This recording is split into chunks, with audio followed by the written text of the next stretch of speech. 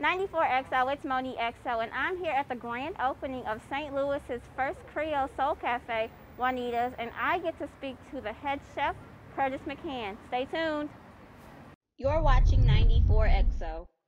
First off, congratulations on your opening of the first Creole Soul Cafe in St. Louis. Right. That's an awesome accomplishment.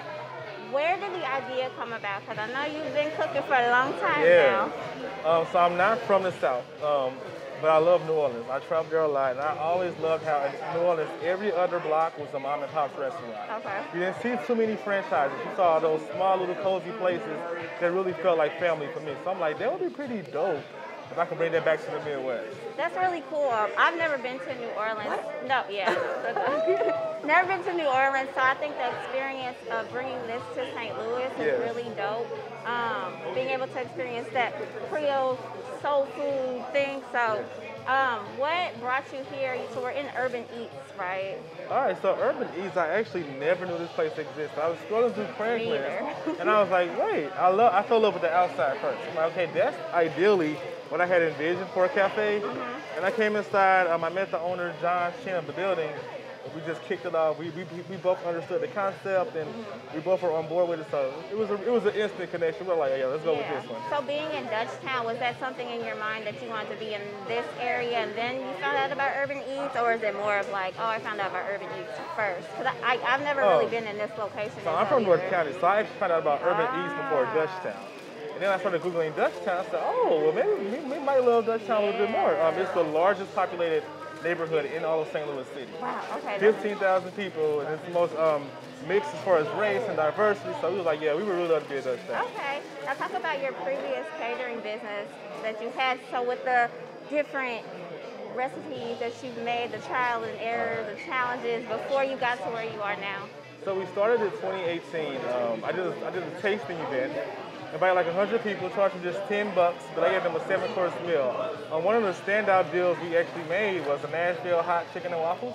Okay. It's Nashville hot chicken. We did the mac chow corn, then over a Creole-style cornbread waffle. I'm hungry. It was pretty good. It was well received. So we wanted to kind of change the way people ate soul food and ate Creole food and dressed up, made it really fun for them. So the tasting, it kind of kicked it off. Now, what is your favorite dish that you have created?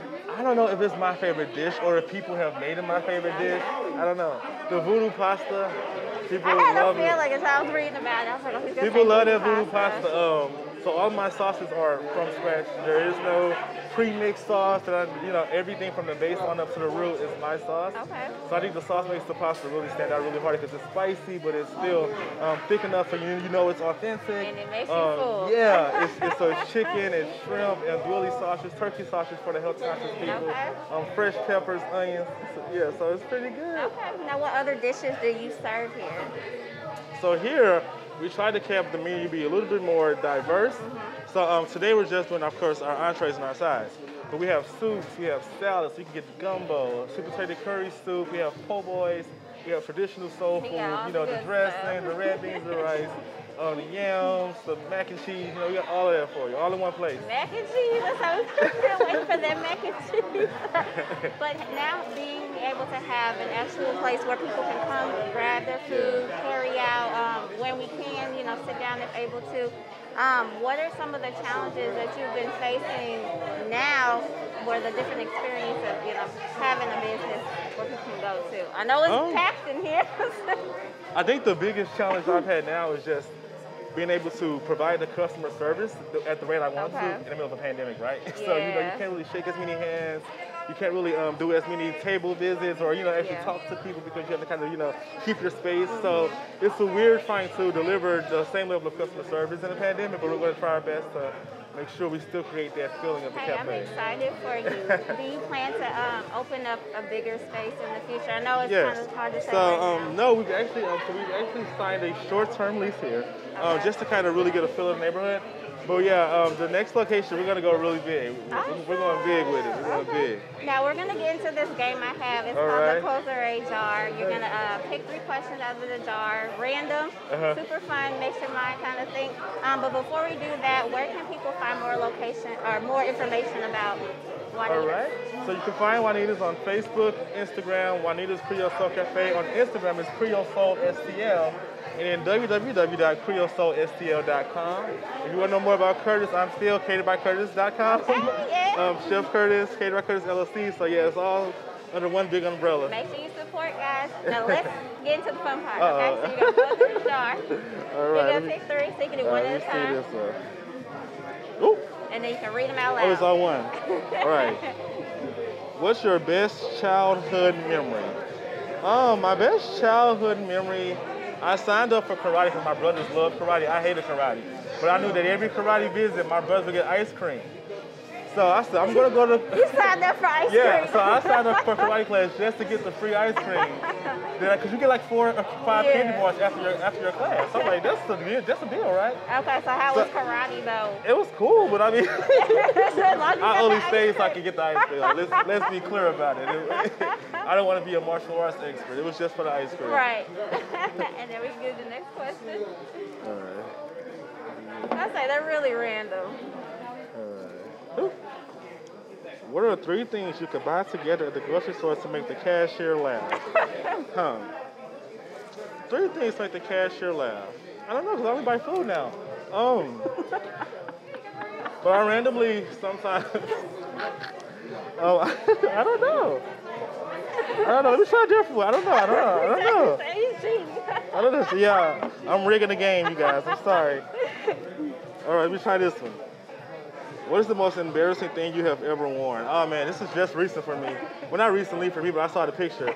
I wore this oversized shirt with like some denim jeans with cuts in them and some Nike Air Max. Cause I saw one episode of Wild 'N Out where the guy wore that. But it looked so dumb. When I looked back, I said, why would I wear that over? It was a button up at that.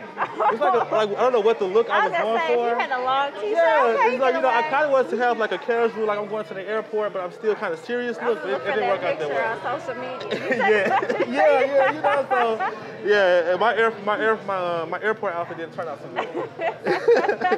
All right, what did you do? 2 questions. Yeah, it was 2. All right, One more. One more. What would you do if you were invisible for a day? If I was invisible for a day, I would probably go to the financial aid office and take my files out so I can clear my my student loan debt. So yeah, I would probably... Oh, I felt that. I would say. I'm going to free the college students in debt. That's what I'm going to do. I'm going to bring... That's a good thing to do. Because I don't know if it's going to ever go away. One day, right? I'll just keep paying on it. Oh, well, I appreciate you. This was fun. Let us know again where we can find more information out. All right, so it is CreoleSoulSTL.com, cateredbycurtis.net. I'm Chef Curtis, Catered by Curtis LLC. Juanita's Creole Soul Cafe. Okay, and I'm MonneXo. Make sure you guys hit like and subscribe, and we are out. Be easy.